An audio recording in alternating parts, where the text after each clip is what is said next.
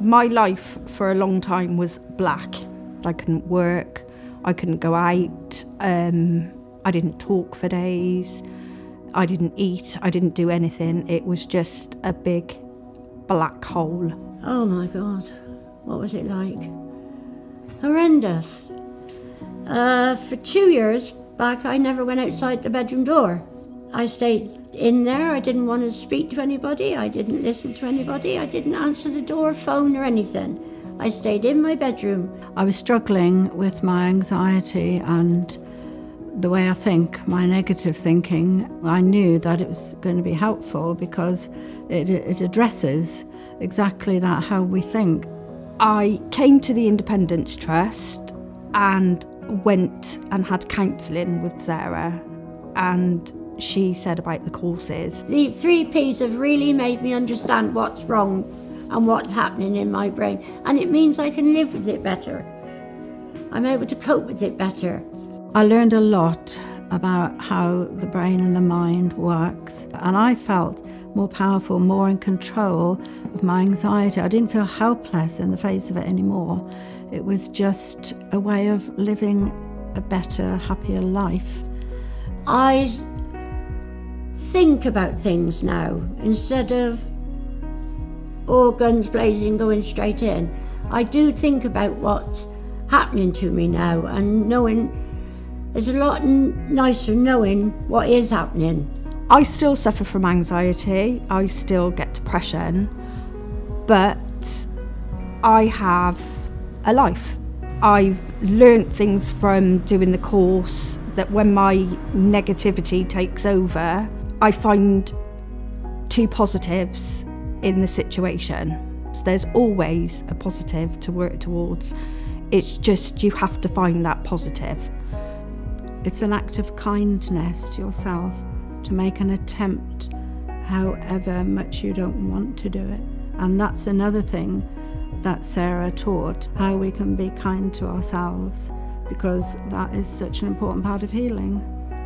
It was life-changing that I could do more things, go more places, because I felt like I had support with me all the time because of what I'd learned.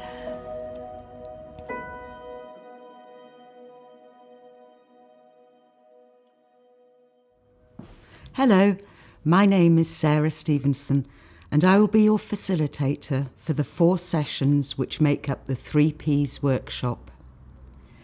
The workshop is called the 3P's, which stands for positive thoughts, positive actions, and positive interactions.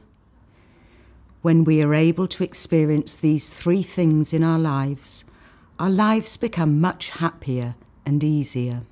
However, this workshop is not meant to be used instead of medical intervention, and if you are experiencing any ongoing symptoms of anger, anxiety, depression, or any other mental ill health, you should go and speak to your GP about it. If you are currently taking medication for any mental health condition, do not stop or reduce them without first speaking to your GP or mental health practitioner. You can watch this workshop and practice the actions suggested, regardless of whether or not you are taking medication or having treatment for your mental health, and regardless of whether or not you have received a diagnosis. But it is advisable for you to inform your GP or mental health practitioner that you are doing it. Over the course of this workshop, we will be looking at the basic workings of the brain, what our brain does when we are in danger, how our thoughts affect our brain function, why we experience anger, anxiety, and/or depression, what we can do to reduce our levels of anger, anxiety, and/or depression, why we maintain unhealthy habits and behaviours, how we can change our unhealthy habits and behaviours. During each of the 4 sessions, you may wish to have a pen and paper to hand. I will regularly recap what I have said in each and previous sessions and I may also suggest actions that you can choose to carry out if you wish to. You do not have to do any of these. You can choose to do all of these. You can watch any session several times over, or just the once. It is your choice what you do with the information that I am going to give you. But please, even if you do nothing else, try to remember that word choice. For it is when we feel that we do not have a choice that we can become and remain ill. Yet in reality, we always have a choice, even if it is just the choice to do something or nothing, or to think positively or negatively. Choice is everything, and recognising that we have one is one of the first crucial steps towards living a healthier and happier life. At the end of each of the 4 sessions, there will be a relaxation session. During this, you can either close your eyes or keep them open. My voice will be accompanied by gentle music. Each of the 4 workshop sessions will end with a different relaxation session. You can listen to the relaxation session at any time without listening to the first part of the workshop or having listened to it. Again, the choice is yours. Let us begin with one of my favourite quotes, which is by Robert Louis Stevenson. There is no duty we so much underrate as the duty of being happy. By being happy, we sow anonymous benefits upon the world. So let's start on the path towards understanding why being happy can be so easy for some of us, yet so difficult for others. I'm going to explain in basic terms the workings of our brain in relation to our environment and how that affects our actions and feelings. This is the bit of our brain that we understand as ourselves, and I may refer to it as the core, the conscious part of our brain, the part that interacts with the world. It is attached to a vast intellectual resource, which is a part of our brain which we do not share with other animals. When we operate from this intellectual part of our brain, we generally get things right in life. The intellectual part of our brain assesses situations based on facts, not feelings, and is generally incredibly positive. The core is also attached to several other parts of the brain, which, collectively, can be referred to as the primitive part of our brain. The central influential part of this area is called the amygdala, and it is situated between the hippocampus and the hypothalamus. The amygdala tends to be responsible for our fight, flight and freeze responses, which can also be regarded as our anger, anxiety and depression feelings. The hippocampus is responsible for our primitive and often inappropriate behavioural experiences and habits. The hypothalamus is responsible for regulating the chemical responses in our body and brain. These 3 areas always work together. As I said earlier, the intellectual part of our brain is very positive, innovative and happy, which therefore makes us behave positively and with a lightness of spirit, whereas the primitive part of our brain is not. It is obsessional, vigilant, negative, and not at all innovative, relying instead on old patterns of behaviour. Let me use a fantasy example to explain how these areas of our brain can affect our behaviour. One sunny day, you decide to go out for a walk. You are operating from your intellectual mind, which says to you that it would be really enjoyable to be outside in the sunshine. Whilst you are out and about, you turn a corner and come face to face with, say, a large and angry-looking bear. what would your response be? Well, thinking of it in slow motion, your anxiety levels would shoot up, you'd be frightened, you'd lose intellectual control and move from the intellectual part of your brain to the primitive part. Your heart rate would then increase, your stomach would churn, you'd become sweaty and your breathing rate would increase and become shallow. These physical reactions are all necessary to ready you for either fight, flight, or freeze. In these fictitious circumstances, this response would be entirely appropriate. You would be pleased with your response. And once you have had a little time to recover from your unusual experience, your intellectual mind would take over again and you would congratulate yourself on a successful response to the situation. And you would then carry on with your day. We can hopefully begin to see that when our primitive mind thinks that, for whatever reason, our life is in some sort of crisis, danger, or emergency, it will step in to help. Fight, flight, and freeze are all primitive ways to keep us safe, but when they affect us as anger, anxiety, or depression, they appear much less helpful. Let me try to explain this more. In primitive times, when a caveman looked out of the cave and there was too much snow and ice, or something dangerous like a saber-toothed tiger out there, he wouldn't go out to hunt. He would return to his cave, pull the rug over his head, and not interact again until the situation had improved. Does this sound like a familiar pattern of behaviour to those of you who experience depression? When the caveman did go out hunting, he would have been on constant high alert to ensure he was not attacked. Does this sound like a familiar feeling to those of you who experience anxiety? And if the caveman did need to defend himself, he would become angry and aggressive, which is the way to increase strength and reduce, or hide, signs and feelings of fear. So, the fight, flight and freeze responses, which are all activated by our primitive mind, are what kept the caveman safe within his environment. They were essential to his well-being. Equally, there are occasions for us all, in current times, when it is appropriate for our primitive mind to kick in to keep us safe.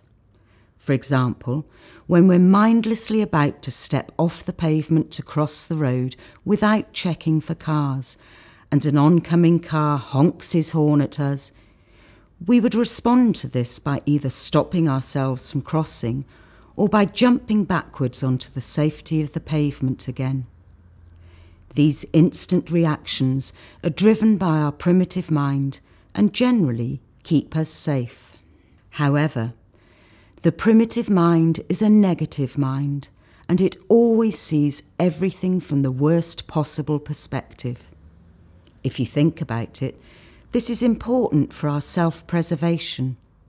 If we think back to the bear scenario, it would be no good thinking, "Oh, he may already have eaten, so I'll just wait and see what he does," as this will probably result in him attacking us. Equally, it would be no good responding to the blast of a car horn by thinking how tuneful it is, as we would probably end up being run over. Much better for our brains to kick in and say "danger" and make us act immediately. Now, this is great when faced with real danger, but for many of us who experience mental ill health, the primitive mind is often in control of our thoughts, feelings and actions more often than our intellectual mind, making us respond with anger, anxiety and depression even when the situation is not actually dangerous. So, we have now established several things. The core part of our brain, the bit that makes us who we are, is attached to two other main parts, the intellectual mind and the primitive mind. The intellectual mind is optimistic, sensible, innovative and sunny, and when we're operating from this part, life is generally good. The primitive mind is pessimistic, obsessive, vigilant and repetitive.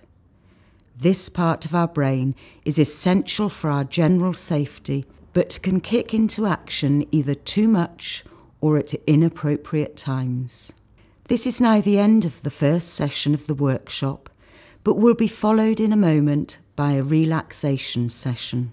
During the next session, we will briefly recap on the first session, and then take a look at why our primitive mind may be working overtime and causing us to become and remain ill. Until then, stay safe and think positive.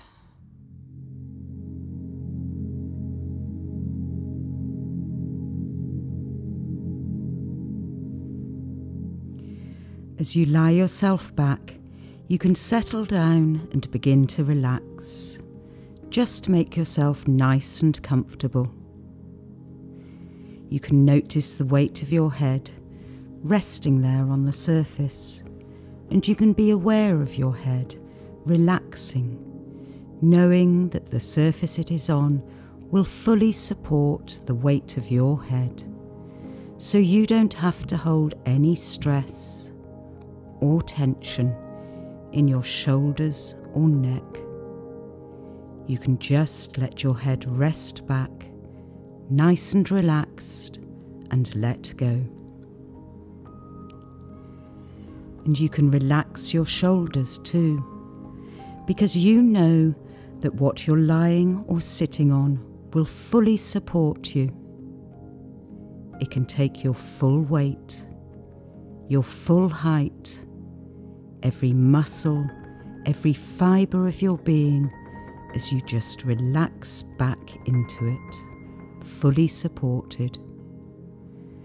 Because now is the time for you to do nothing. You don't have to be anywhere.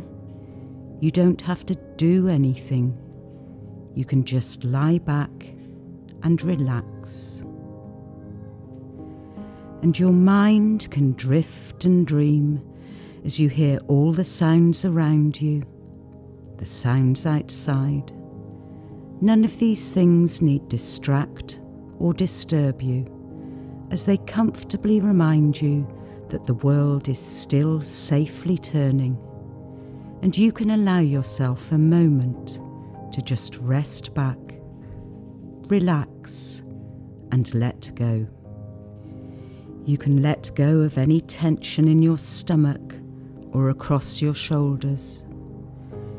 Ease off those muscles in your back and down your spine, and along the muscles in your legs, down through your ankles, and all the way to your feet, your toes, even your arms and every finger, loosening and relaxing, perfectly at ease, drifting and dreaming with your thoughts as you pay attention to your breathing, that gentle rise and fall that happens all by itself. And with every breath you take, and with every word I speak, you can just let go. As you continue to relax, begin to visualize the following scene. Imagine yourself walking outdoors. You are walking through the trees, small trees, their leaves moving in a slight breeze. The sun shines down warmly on you. You continue walking towards a clearing in the trees, and as you come closer to that clearing, you can see that it is a meadow. You walk out of the trees into the meadow where tall green grass blows gently. You are possibly feeling a little bit weary. It would be so nice to sit down in the green grass. You walk further into the meadow now, looking around you. Imagine the meadow in your mind's eye. What does it look like?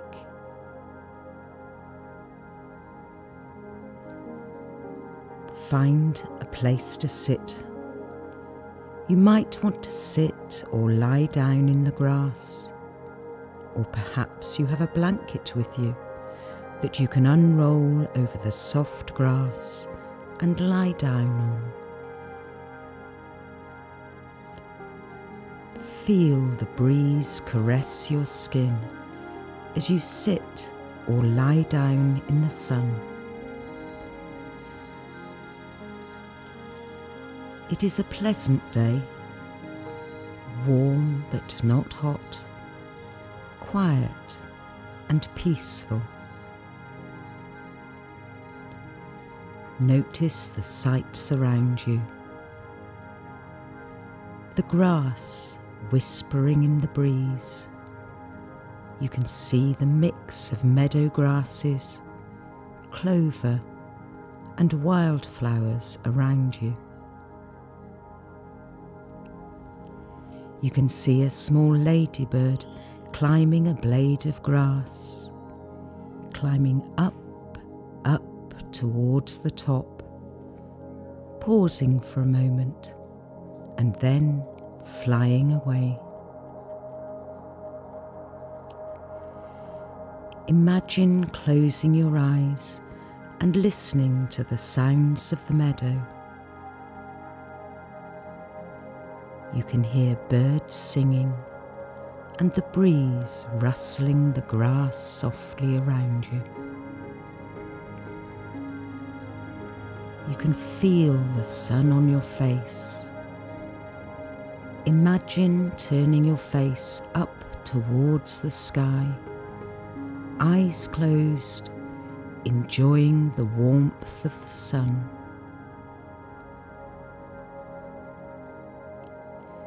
You can smell the grass, the wildflowers, the smell of the sun on the earth. Have a look around you again to see the sights around you. Notice how the ground follows gentle contours of hills. See the blue sky above you. A few wispy clouds drifting slowly by. See the trees at the edge of your meadow. The meadow is lush and green, a haven for birds and animals. And as you watch, a deer peers out through the trees and emerges to graze at the edge of the meadow. The deer raises its head to look at you, sniffing the breeze, and then gently turns, disappearing silently into the trees. Rest and luxuriate in this peaceful, beautiful meadow. Notice the sights, sounds, and smells around you. Feel the soft grass beneath you, the sun and breeze on your skin. Imagine all the details of this beautiful, safe place.